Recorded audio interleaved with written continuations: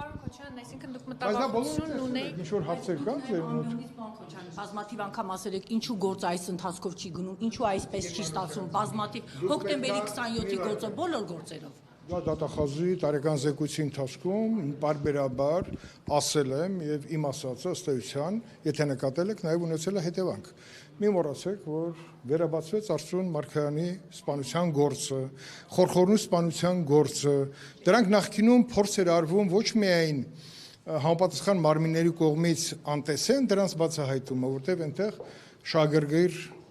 մարդիկ կային, որոնց ձեռ չէր տալի այդ բացահայտումները եւ նրանք նաև գլխավոր դատախազության աջակցությամբ այն ժամանակ աղվան Գառնիկիչի թեթև ձեռքով այդ գործերը փորձ էին անում, կարային լրիվ այլ մարդկանց վրա կամ այլ ուղղություն տային դրանց։ Բնականաբար նաև հոկտեմբերի 27-ը ես գտնում եմ, որ ունի հնարավորություն բացահայտման լիարժեք եւ այդ հնարավորությունը մենք պետքա իրացնենք, որտեղ վկաներ կան, որոնց վկայությունները շատ կօգնեն այդ բացահայտմանը։ Օրինակ, Ալիկ Հարությունյան, Ալեքսանդր Հարությունյան, ճիշտ է ասում, 7 տարի դա այդ առումով, բացահայտման առումով, երբ որ թարմ հետքով չես կարողանում գնաս, որտեղ նախկինում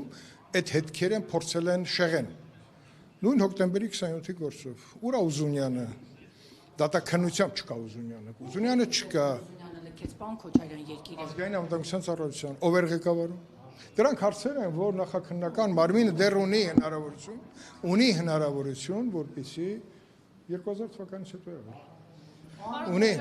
ուզում ասեմ, առանց քաղաքական աջակցության, քաղաքական իշխանության աջակցության նման գործերը հնարավոր չի այսպես շարժել իրենց ուզած կեղծ ուղղություններով։ Այդ առումով ես կարծում եմ, որ նաև իմ հանրային ելույթներում ես հաջողել եմ համապատասխան մարմիններին անընդհատ հիշեցնեմ, որ այդ գործերի չբացահայտումը դա բերում է անվստահության նույն մեր համապատասխան մարմինների նկատմամբ, իսկ անվստահությունը ամենամեծ վնասն է, որ կարող հասցնի մեր երկրի անվտանգությանը։